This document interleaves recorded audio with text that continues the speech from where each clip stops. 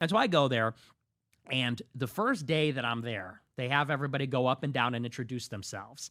And they say, tell us your name, where you're from, and why you're a conservative. First day of a 2-week training. And they call on me, and I say, I'm Nick Fuentes. I said, and I'm a conservative because our country is becoming unrecognizable. I said, France is no longer France. Paris is no longer Paris. America is no longer America. Mass migration is changing what America is.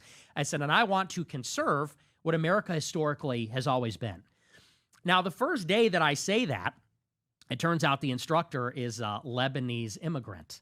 She hates the statement because I had a friend that worked the training. He was Polish Catholic, very hard right, and he told me that's exactly what happened. Well, it gets better. So that's day number one.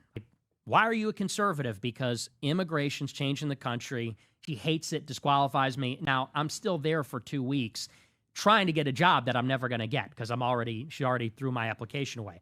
Well, the final day, this is the best part. Final day of the training, all the applicants had become kind of like a tight-knit group. We're all friends. We're literally living together. So we're sleeping in the same dormitory. We're doing these 10-hour job trainings every day. It's the last day. We already found out who's going to get the job and who isn't. I know I'm not getting the job. And so it's like 3 a.m., our last day. We're all in the common area, just hanging out. Late at night, we're talking about politics.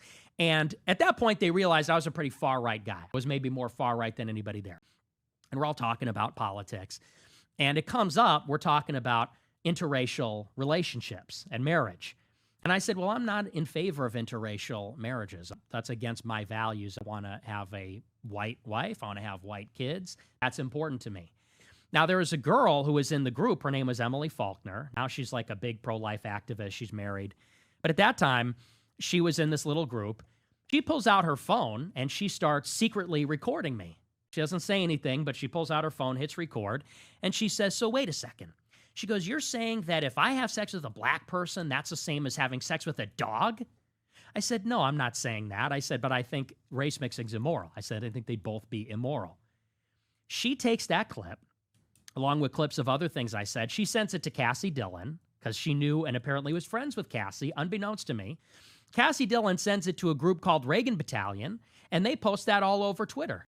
And it blows up on Twitter, and now I am like officially being canceled because of this secret recording taken at this Leadership Institute job training.